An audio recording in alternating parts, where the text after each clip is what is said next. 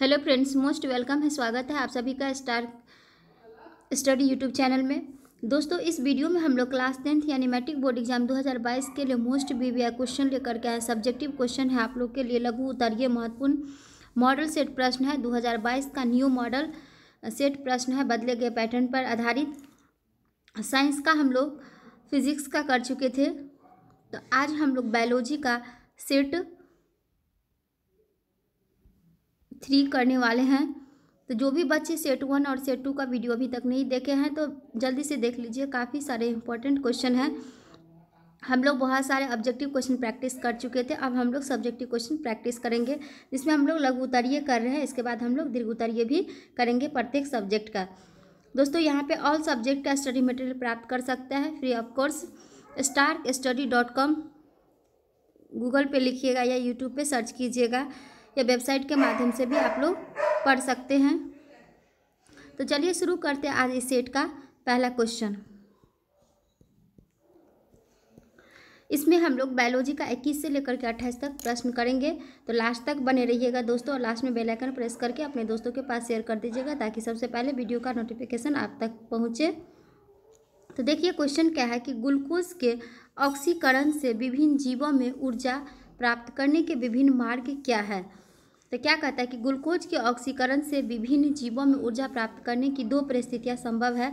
एक होता है एनारोबिक और एक होता है एरोबिक। तो एनारोबिक का मतलब क्या होता है कि एन का मतलब क्या, ऑक्सीजन की अनुपस्थिति, और एरोबिक का मतलब ऑक्सीजन की उपस्थिति में होता है। तो देखिए यहाँ पे इसे समझने के लिए हम एक चार्ट का मदद ले सकते हैं। चार्ट यहाँ पे दिखाया गया है। तो क्या है कि ग्लूकोज का क्या होता है, अनुसूत्र C6H12O6। इसके ग्लूकोज कार्बन अणु में पायरुवेट के 3 वायु अनुकरण जब चेंज होता है तो वो एथेनॉल प्लस कार्बन प्लस ऊर्जा के रूप में परिवर्तित होता है। फिर ऑक्सीजन का अभाव में लैक्टिक अम्ल और ऊर्जा के रूप में परिवर्तित होता है, और ऑक्सीजन की उपस्थिति में कार्बन डाइऑक्साइड जल और ऊर्जा के रूप में परिवर्तित होता है। तो इस प्रकार से हम कह सकते हैं कि सभी अवस्थाओं में पहला चरण ग्लूकोज एक 6 कार्बन वाले अणु की 3 कार्बन वाले अणु पायरुवेट में विखंडन है। यह प्रक्रम कोशिका द्रव में होता है। इसके पश्चात पायरुवेट इथेनॉल तथा कार्बन डाइऑक्साइड में बदल जाता है। यह प्रक्रिया किण्वन के समय होता है, वायु की अनुपस्थिति में होता है। इसे इसलिए अवायवीय शोषण कहते हैं। और जब ऑक्सीजन के उपयोग करके माइटोकॉन्ड्रिया में होता है, चूँकि यह वायु की उपस्थिति में होता है, इसलिए उसे वायवीय शोषण कहते हैं। कोशिकीय शोषण द्वारा मौजूद ऊर्जा तत्काल ही ATP नामक अणु के संश्लेषण में प्रयुक्त हो जाता है। अन्य क्रियाओं के लिए ईंधन की सतह का प्रयुक्त होती है। नेक्स्ट क्वेश्चन है कि मनुष्य के मस्तिष्क का सचित्र रेखांकित करें। तो इसमें मनुष्य के मस्तिष्क का चित्र बनाने के लिए कर रहा है। तो मस्तिष्क को हम लोग मेनली 3 भागों में डिवाइड करते हैं, अग्र मस्तिष्क, प्रमस्तिष्क और मध्य मस्तिष्क। तो अग्र मस्तिष्क है तो जिसको हम लोग कपाल भी कहते हैं, आगे का भाग उसको अग्र मस्तिष्क कहते हैं। मध्य मस्तिष्क हो गया जो बीच वाला भाग, जिसको हम लोग खोपड़ी कहते हैं। और प्रमस्तिष्क हो गया जो पीछे का भाग गर्दन से जुड़ा हुआ रहता है, वो प्रमस्तिष्क हो गया। इससे मेरुरज्जु भी कहते हैं। यहाँ पे स्ट्रक्चर में आप लोग देख लेते हैं। और यहाँ पे बीच में मध्य मस्तिष्क में हाइपोथैलेमस होता है, जो हमारे ऑल ओवर बॉडी को कंट्रोल करते हैं। प्रमस्तिष्क को कपाल या खोपड़ी भी कहते हैं। ये मेरुरज्जु होता है जो गर्दन से जुड़ा हुआ रहता है। ये हो गया पॉन्स मेडुला, ये हो गया अनुमस्तिष्क। तो यहाँ पे मानव मस्तिष्क का स्ट्रक्चर बना हुआ है, तो आप लोग इसको प्रैक्टिस करेंगे। नेक्स्ट क्वेश्चन है कि गर्भ निरोधक युक्तियाँ अपनाने के क्या कारण हो सकते हैं। तो गर्भ निरोधक जो उपाय होता है वो जनसंख्या को नियंत्रित करने के लिए, क्योंकि हमारा भारत क्या है, सबसे जनसंख्या वाला देश है, तो इसको नियंत्रित करने के यानी रोकने के लिए कुछ सरकार के द्वारा अपनाए गए कार्यक्रम भी चलाए गए हैं, और कुछ गर्भ निरोधक गोलियां भी होती है, जिसके कारण परिवार के नियोजन को रोका जा सकता है। तो यहाँ पे देखिए कि पढ़ते हैं कि एक निश्चित सीमा तक जनसंख्या को सीमित रखना आवश्यक है, नहीं अनिवार्य है। जनसंख्या को सीमित रखना ही जनसंख्या नियंत्रण यानी पॉपुलेशन कंट्रोल कहलाता है। अगर देखा जाए तो पति पत्नी के लिए अपने द्वारा उत्पन्न की गई संतानों के उचित लालन पालन, उनकी शिक्षा का उचित प्रबंधन उनको आवश्यक सुख सुविधा देने के लिए यह जरूरी है कि उस परिवार में सदस्यों की संख्या सीमित हो। अगर बिग फैमिली रहता है, बड़ा फैमिली रहता है, तो उसका भरण पोषण अच्छे से नहीं हो पाता, अच्छी शिक्षा व्यवस्था नहीं हो पाती। इसीलिए कहा गया है कि परिवार नियोजन अपनाएं, हम दो और हमारे दो। तो ये सरकार के द्वारा चलाया गया कार्यक्रम है। तो इस प्रकार से हम लोग गर्भ निरोधक युक्ति अपनाकर जनसंख्या यानी पॉपुलेशन कंट्रोल कर सकते हैं। नेक्स्ट क्वेश्चन है कि गुणसूत्र का स्वच्छ नामांकित चित्र बताएं। तो गुणसूत्र यानी डीएनए। देखिए, गुणसूत्र में एक या दो क्रोमेटिड होते हैं जो सेंट्रोमेयर से जुड़े होते हैं। गुणसूत्र डीएनए से बना होता है। तो ये सेंट्रोमेयर हो गया, ये पेलिकल हो गया, ये क्रोमेटिड हो गया। तो इसको आप लोग प्रैक्टिस कीजिएगा। नेक्स्ट क्वेश्चन है 25 नंबर, पारिस्थितिकी तंत्र में उत्पादकों की क्या कार्य है।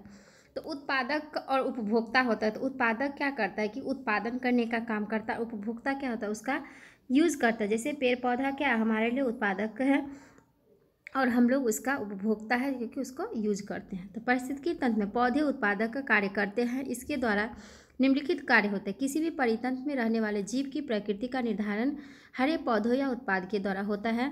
वायुमंडल में ऑक्सीजन एवं कार्बन डाइऑक्साइड के बीच का संतुलन हरे पौधे द्वारा ही होता है, क्योंकि हम लोग जानते हैं कि हम लोग ऑक्सीजन लेते हैं और पेड़ पौधा कार्बन डाइऑक्साइड लेते हैं। तो जब हम लोग ऑक्सीजन छोड़ते हैं तो पेड़ पौधा कार्बन डाइऑक्साइड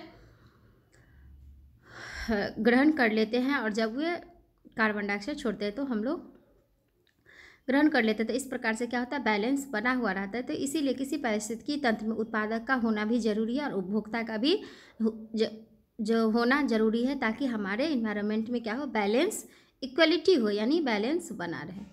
केवल हरे पौधे परितंत्र के मूल ऊर्जा स्रोत और ऊर्जा का ग्रहण कर सकते हैं। तो नेक्स्ट क्वेश्चन है, जैविक आवर्धन क्या है, या परितंत्र के विभिन्न स्तरों पर जैविक आवर्धन का प्रभाव भी भिन्न होता है, क्यों। तो जैविक आवर्धन जो होता है वो हमारी आहार श्रृंखला में कुछ रासायनिक पदार्थ हो जो कि अजैव निम्नीकृत होते हैं, जैसे मिट्टी के माध्यम से पौधे में प्रवेश कर जाते और हर उस जीव में प्रवेश कर जाते जो पौधे पर आश्रित है, क्योंकि वे पदार्थ अजैव निम्नीकृत है। यह प्रत्येक पोषी स्तर पर उत्तरोत्तर संग्रहित होते हैं और यही जैविक आवर्धन कहलाता है। जैविक आवर्धन का प्रभाव आहार श्रृंखला के ऊपरी भाग में है भयावह होता है, क्योंकि सबसे अधिक संग्रहित रासायनिक पदार्थ वहीं पहुंचता है, क्योंकि मनुष्य आहार श्रृंखला में शीर्ष स्थल यानी सबसे ऊपर पाया जाता है। अतः हमारे शरीर में यह रसायन सर्वाधिक मात्रा में संचित होता है। नेक्स्ट क्वेश्चन है कि अनुचरण क्या है, अनुचरण के लिए कौन सी क्रिया आवश्यक है। ये क्वेश्चन बहुत बार रिपीट किया हुआ है और यह मोस्ट प्रीवियस क्वेश्चन है, प्रत्येक सेट में देखे हैं। तो जीवों में जो कुछ कार्य का क्षतिपूर्ति होता है उसको पूरा करने के लिए अनुचरण का कार्य होता है। जैसे सजीवों में जीवन के समस्त कार्यों को सुव्यवस्थित ढंग से करने के लिए जीवन की कई निश्चित व्यवस्था निम्न प्रक्रियाओं का होना आवश्यक है। अनुचरण के लिए निम्न प्रक्रिया होता है, जैसे पोषण, श्वसन, उत्सर्जन एवं परिवहन। ये सारी प्रक्रिया जीवों की मूलभूत आवश्यकता है।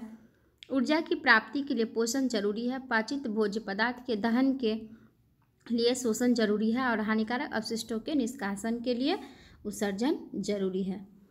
नेक्स्ट क्वेश्चन है, द्विखंडन एवं बहुखंडन में अंतर बताएं। ये भी क्वेश्चन मोस्ट इम्पोर्टेंट है। तो देखिए, द्विखंडन क्या है और बहुखंडन क्या है।